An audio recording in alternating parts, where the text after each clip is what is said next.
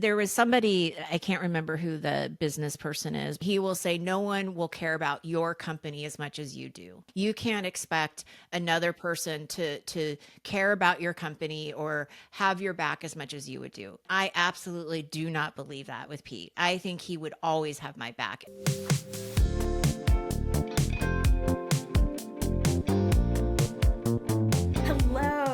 Welcome to the ADHD Social Playbook Podcast. I am your host, Caroline Maguire. Before we get into it, this is part 2 of my conversation with Nikki, Kinzer, and Pete Wright. And if you're coming to this and you missed part 1, go back and watch part 1. In part 2, we took a deep dive into friendship and how they work together and the elements of respect and consideration they bring to their work. I really think we can use this as a model. And this was a great conversation. Please, if you haven't subscribed to this podcast, and sorry, Sam, cut that. Let's get into it. I hope you enjoy this conversation as much as I did. Let me do that again. Let's get into it. I hope you enjoy this conversation as much as I did. You know, going back to your all's incredible relationship and how you've sustained it. And, you know, there's people who fall apart. They write a book together and then they never speak again, right?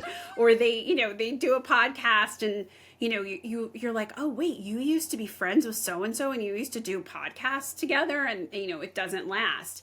But what do you think is the ingredient that's made it last? Because we as ADHD people can sometimes have emotional regulation stuff. We can sometimes, you know, have hard times. I'm not pointing fingers at anyone. I'm just saying, like, sometimes, you know. It's okay. We all get it, Caroline. We those all understand. You know? Nikki, how did you do this? How did you guys keep it? No, because you've done some pretty incredible things together. Yeah, it's so interesting that you asked this question because I don't know, Pete, what you think, but it's been so easy.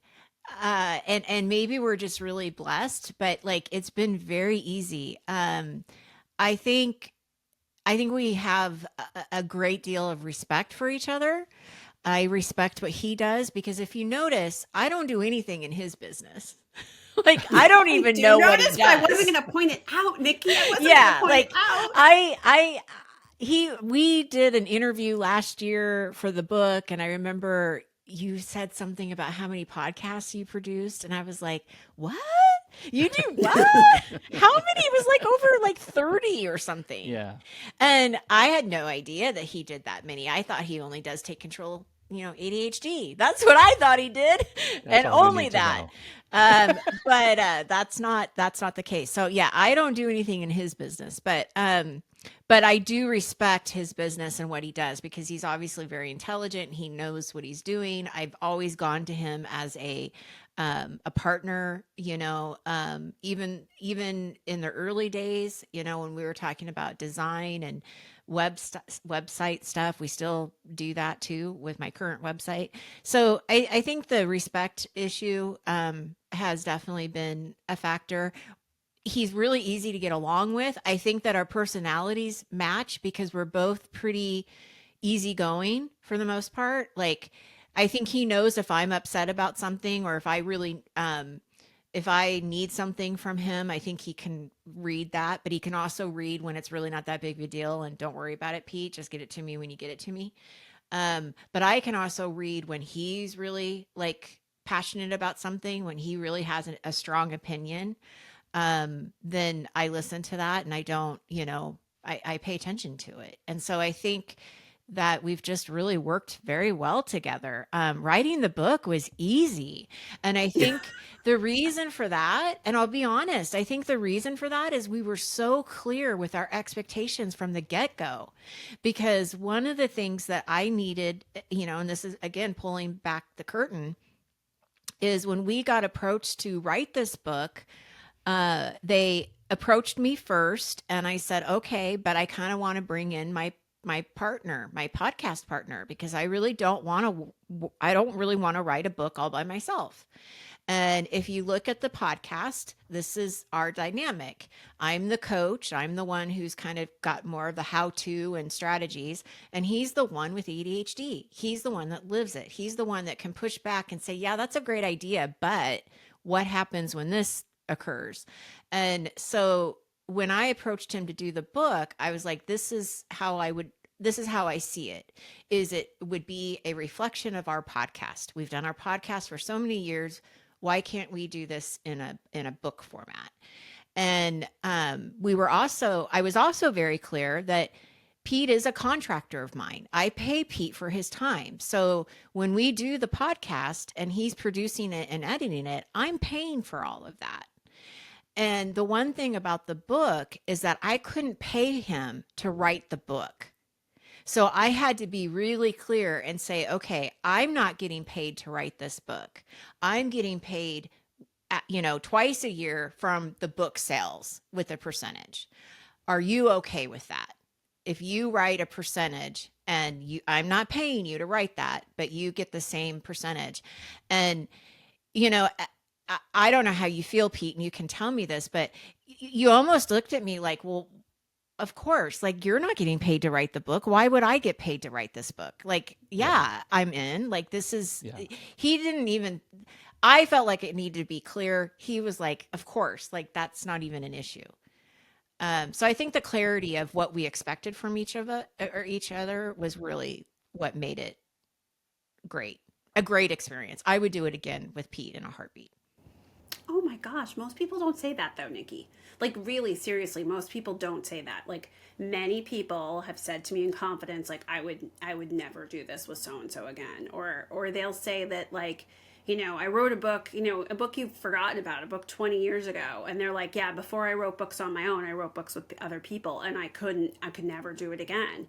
So it really does speak to that respect factor. Mm-hmm. We'll let Pete speak for himself, though. Maybe he doesn't. Yeah, maybe he's like, okay. I would never do that with her. I like hearing it. There are just so many ways. I think Nikki said it earlier. Like, I think we've just been friends so long that we know when something is important for each of us, and we know when to speak up and when and how to gauge, like, if this is so important to Nikki and it's kind of important to me, I'm really okay backing down and knowing what that consequence is. Like, oh, I may not get everything I want right now in this negotiation, but it doesn't really matter, because I think for both of us, the friendship itself actually transcends any of the work.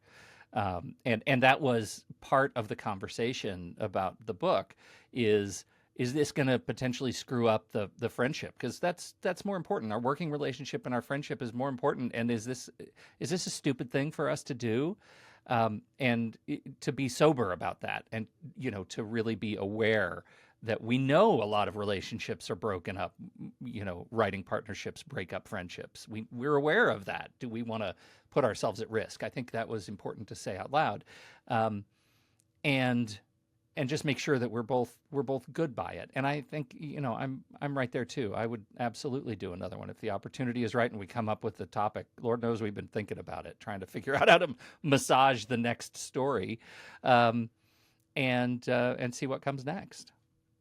I think the thing I hear that I really love that I want to highlight is not only just mutual respect, but a lack of competition.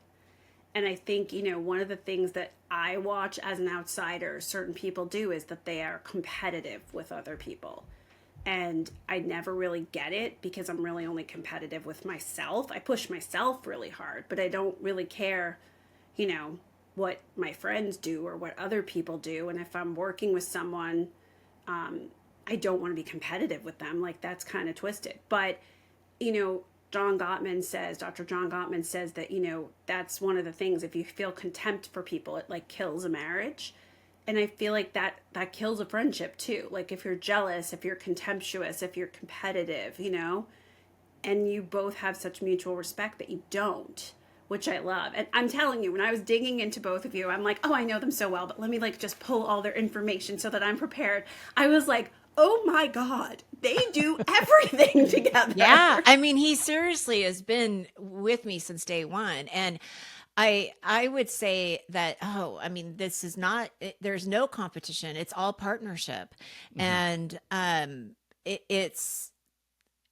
I feel like there was somebody, I can't remember who the business person is, but he's like an inspirational person. And he will say, no one will care about your company as much as you do, right? Like you can't expect another person to care about your company or have your back as much as you would do, or as much as you would. And I absolutely do not believe that with Pete. I think he would always have my back. If I wanted to do something and he thought it was a horrible idea, which he has said before, that this was a bad idea, then I would totally take that to heart, because I know he has my company's back and would not want any harm, to come from anything. And so, yeah, I just don't feel that way at all. I think that there are special people who care as much as you care. And Pete's obviously one of those special people, but I would disagree too. I think that there are people on my team who care as much and tell me the truth, and are absolutely, there. And maybe that's part of the ADHD community, that we inspire each other and we really support each other. I was explaining to someone that the other day. I was like, we help each other out. We support each other. We don't, hesitate to share advice. We tell each other, here's what I'm doing for the podcast. Here's how you get this. Here's how you grow this. And I'm not saying it's everyone, but I would say the majority of us are pretty supportive of each other and don't hesitate to support each other. I absolutely agree. And I think that is because we're in service to this community. We want to serve this community. We want to inspire. We want to bring hope. We want to bring things to this community that they don't get all the time. And so if you have that sole intention and motivation behind what you're doing, there is no room for competition, because you're all serving the same people, and you all serve them in different ways, and we're all needed. 100%. How cool is it that we can build a business whose product is really ideas to make another person's life better a little bit? How cool is that, right? Like, how cool is it that we can make a living just helping people work through the hardest things that they deal with in their lives and come out the other side a little bit better? I find that a deeply honorable journey. And I really, I love our ADHD community. I mean, genuinely, the things that I feel like are going on in that community, the things that I get to witness, how people relate to one another it's just very, very special. And so part of it is I deeply respect what Nikki has created here over the last couple of decades. And I think it's important to just, to show that in a respectful, productive way every time I, turn my attention to another ADHD project. It's just an exercise in respect for this awesome business. I think that's a really good message for anyone listening too. I don't see my ADHD as an obstacle, and it's partly because of that community, because I am enveloped by people who are so supportive. And yeah, I only see them at the international conference on ADHD once a year, unless they live closer. And, like Brendan Mahan will come here to do planning, and he'll sit at the table behind me and stuff. And it's really great because, now my kids know him and my husband knows him, and he's only like 40 minutes from me, so it's doable. But, even when people have never been, in my town, in my house, the fact that we are all really supportive of each other, I agree with you, Pete. And I think it's a shout out. Like, if you're feeling alone and you're listening to this podcast, come into our community, come and, listen to Nikki and Pete, taking control of ADHD Pod. They have a great community, join the Chad Atta International Conference. I'll put the links in the show notes. Join a virtual group, play games online with Pete. Yeah, that's right. Yeah. And if you're in Oregon and need a hug, come on over. Yeah, we got Oh my God, we are drowning in hugs. That's Take right. hugs off our hands. And Nikki, do you still do, or you're going to say, I never did that, Caroline, your memory is terrible. Do you still do accountability groups where you like help people with their accountability? Oh yeah. Oh yeah. We have, in our community, we have different levels, and in one of the levels, we have an accountability anchor sessions that we do. And we hold them every day. Monday through Friday, there's a anchor session for people, and they can either do the hosted ones or they can do them on their own. And part of my planning membership is also accountability and giving them time to work on planning. So yeah, it's definitely part of what we do. Okay, good, because I've been telling people this for like years now, and I'm hoping that people are like trying to enter Nikki's community, and they're like, Caroline's wrong, it doesn't exist. No, I knew it existed. I thought that I was right about that. Yeah. And I think that's really what's important and powerful. And I have to say, just having spent a lot of time reading about both of you, even though I know you so well, I am completely so happy that you are modeling this relationship where you are so respectful to each other, and you're doing the podcast, you're doing the book, you have this community, you're working together, and you're friends. I think it's really important for people, because I think some of my clients have never had relationships like that but desperately want them. And I think, it is totally possible, and part of it is, finding those people. And finding the people who show you that mutual respect.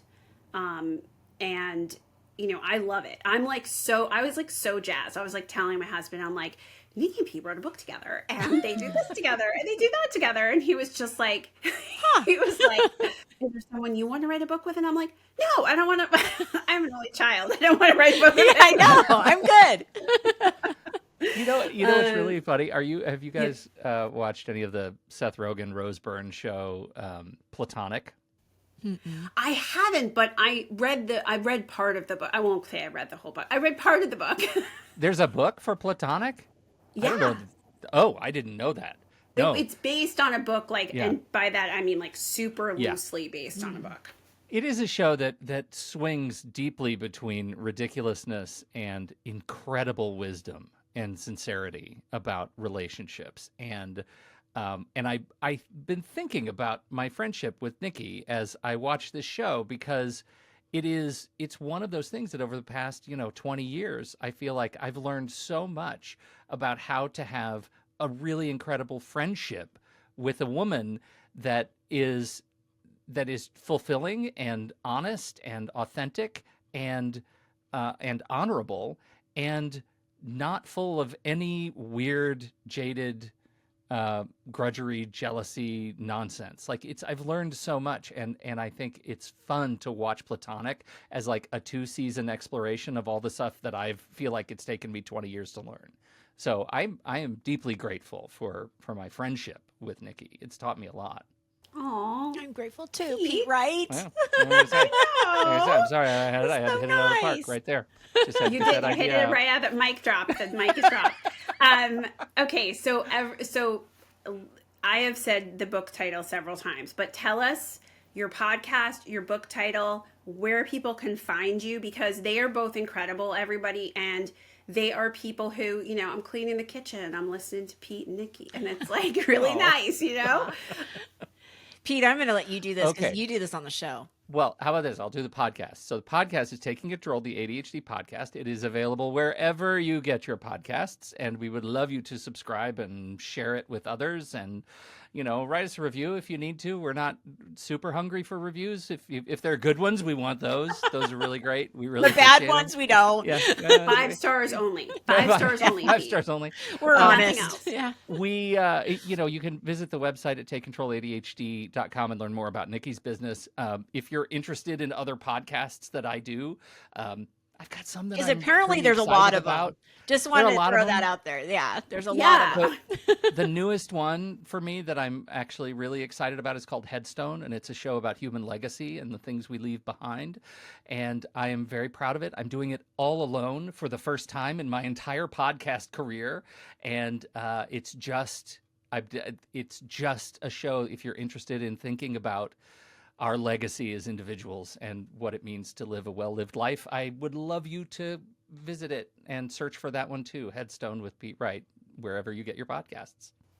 Oh my gosh, Pete, you're so sweet. You've got all this stuff going on. It's like this deep, wonderful stuff. Yes. It's like, wow. Deep mic drop again. Deep thoughts. Well, with and, Pete and Wright. now the book, which we're very proud of. Yes. So the book. This is what the book looks like. Unapologetically ADHD, which if you're listening to this, it doesn't really matter what it looks like. But Unapologetically ADHD, a step-by-step framework for everyday planning on your terms. And on your terms is really, really important because the book does a really good job with that. And I think that, you know, things being neuroaffirming, Pete saying like, that's nice, but it's not realistic. Like, it's very much telegraphed through the book. And I am a person who, I'm an ADHD book snob. Like, if people aren't realistic, it makes me super angry because I just feel like we have enough burden to carry. Like, I don't need people to write a book that basically like makes me feel, you know, bad about stuff. And it's not. It's so great and it's so real and it's so neuroaffirming. So I would go get the book. And you all have been so wonderful. You've made me laugh. And thank you so much for coming on this podcast. I wanted to do a podcast because I wanted to talk about ADHD and socialization and sort of all the parts of it. And you've been on my list since the very beginning when I realized like, oh, I seem to be doing this. So this seems to be going forward. And because I always enjoy talking to both of you and I always enjoy how neuroaffirming you are. I really always love that. Oh, thank you. Thank you for having us. Back at you. Yeah, it's been a pleasure. Yeah. Oh, thank you.